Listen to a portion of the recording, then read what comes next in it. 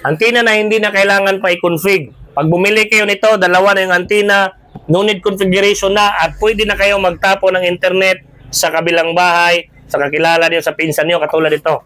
Pakita ko sa inyo. For example, ito yung bahay niyo.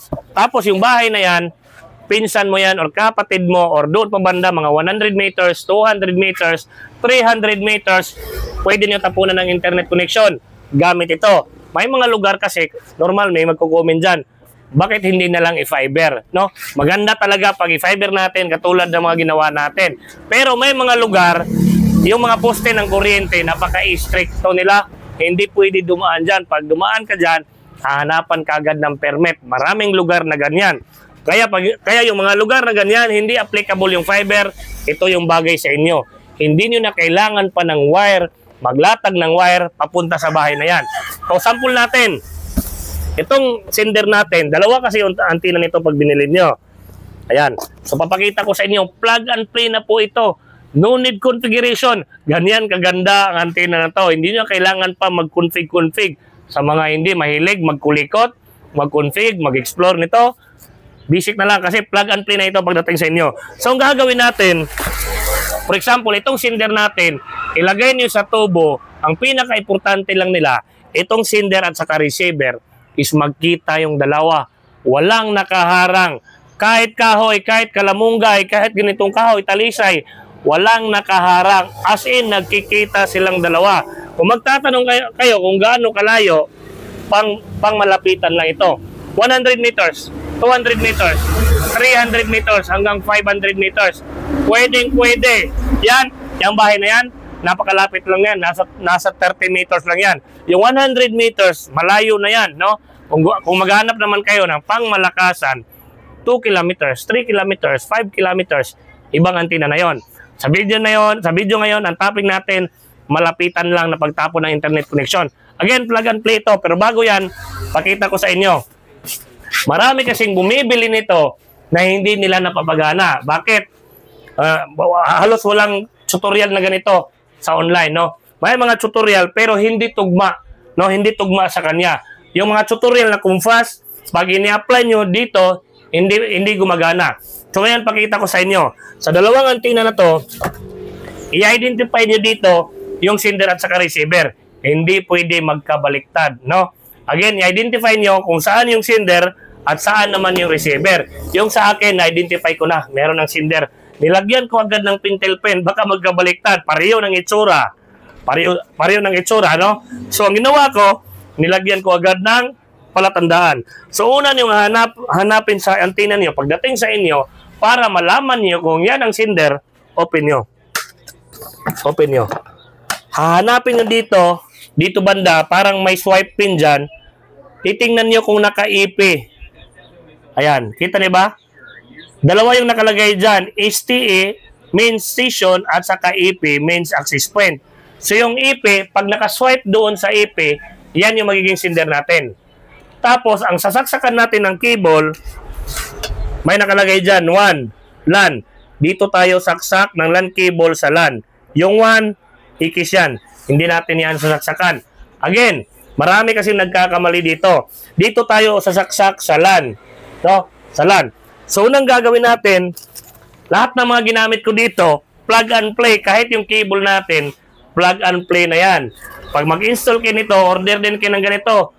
Kompleto hanggang 50 meters, 100 meters, depende sa meters yung kailangan nyo. Yung kinuha ko is 10 meters. Diba? Ito yung LAN cable, plug and play na. Saksak nyo. Sa LAN. Again, LAA, LAN. Tapos, ang dulo naman, ipapower natin siya. Meron itong kasamang adapter. Ayan. Sa adapter naman, isaksak natin siya sa POA. Pagkasaksak mo sa POA, pwede na isaksak kuryente para umandar siya. Saksak ko sa kuryente. Ayan. Yan. So, umandar siya. So, anong kailangan natin? Kailangan natin mag-provide ng internet sa kanya kasi pag walang internet, ano naman ang itatapon niyang internet, di ba? At sa internet naman, nakadepende na yan sa inyo kung ano yung gamit nyo. PLDT, Converge, Globe, Starlink, depende sa internet kung ano yung gamit nyo. At yung internet connection nyo na LAN cable galing sa main internet nyo, dito na isaksak sa LAN. Ayan, di ba? POA yung una, dito sa LAN. Pagkasaksak natin dyan, success. No? Malalagyan ng internet connection yung ating sender. At kung makikita nyo, isa lang yung tatlo yung umiilaw, wala pang ilaw dito kasi wala pang nakabind na receiver. So, dito na papasok yung ating receiver. Sa receiver naman natin, may nakalagay dyan STE. Dapat nakaswipe sa STE. Station. So, yan yung magiging receiver natin. Para hindi tayo malito, lagyan natin ng receiver. Receiver. O, yan. At sa receiver naman, ang sasaksakan natin is sa 1. Di ba kanina sa sender natin, sa LAN, baliktad na ngayon para ma-power natin siya. Dito sa 1, dyan tayo saksak, check. At sa LAN naman, ikis. So, ang gagawin natin ngayon, para mapaandar natin ito, is kailangan natin ng LAN cable. Asan na yung mga cable dito? Ito. So, kailangan yung mahaba. Pero dahil isa lang yung available ko, ito lang muna. Again, saksak natin sa 1. Pagkasaksak natin sa 1, saksak natin sa kaniyang adapter, sa PoE. Andito yung kaniyang PoE. Pagkasaksak natin sa PoE, siyempre, ang gamit ng PoE, Power over Ethernet, ipapower natin siya. No? Ayan. Diba? Umandar. Pag umilaw yan lahat dito, ayan. So meaning, nag-bind na sila. Dito tingnan natin. O, diba? Kanina, walang ilaw. Ngayon, meron na. So meaning, nag-bind na yung ating sender at saka receiver. Para malagyan naman ng internet, yung router na ilalagay nyo, nakadepende na yan sa router kung anong gagamitin nyo. Wala pa. Ito, router. Sa router naman, dito nyo yan isaksak sa 1. Yan, sa 1. Ayan. At yung 1 naman, isasaksak naman natin dito banda sa LAN. Di ba yung inikisan ko kanina? Na hindi natin sinaksakan, no? Hindi natin sinaksakan ng PoE para ma-power siya. Ang gagamitin na natin dyan is yung ating router. Ganyan. Ganyan ang itsura, no? Para gumana yung router. Kung magtatanong kayo, sir, pwede ba yan direct sa piso wifi? Pwede, di ba? Ito dito sa LAN, dinirect ko sa router.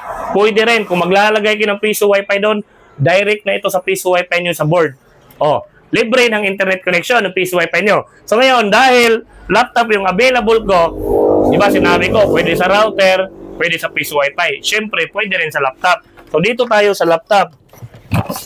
So una natin gagawin, para pakita ko sa inyo na walang internet, yung ating laptop, mag-speed test tayo. Dito tayo speed test. Pag-speed test natin, makikita nyo, hindi gumagana yung ating fast.com. Bakit? Yung ating laptop, wala pa yung internet connection. Ayan. So, ang gagawin natin ngayon, ito, isasaksak natin ito sa ating laptop, dito banda. Ayan. Again, yung cable natin galing sa LAN ng ating receiver. Ayun, gumana na agad yung ating internet connection. O, di ba? Kita niyo naman, gaano yan kalakas. 40 plus Mbps, meron ng internet connection. O, saan kayo makahanap ng antenna na plug and play? Pagdating sa inyo, hindi nyo na kailangan pa i-config. Napakaganda, di ba? Plug and play, no? So, yun. Sundan nilang yung video kung paano ko ginawa yung ating sender at saka receiver. At para sigurado na tama yung mabilhan nyo, ito yung itsura ng ating antenna. Ayan. At para sigurado pa rin yung mabilhan nyo na tama at matibay, andyan sa comment section, yung link ng ating antenna, ilalagay ko dyan sa baba. Yung ating gamit na outdoor LAN cable, ilalagay baliktad, ilalagay ko pa rin sa baba. Para sigurado na tama yung mabilin nyo, puntahan nyo dyan sa baba. Okay, huwag kalimutan, share ang ating video. Yan lang hiling ko sa inyo, sa mga nanonood ngayon na natuto sa ating vlog. Maraming salamat. Thank you. Oh, malagod.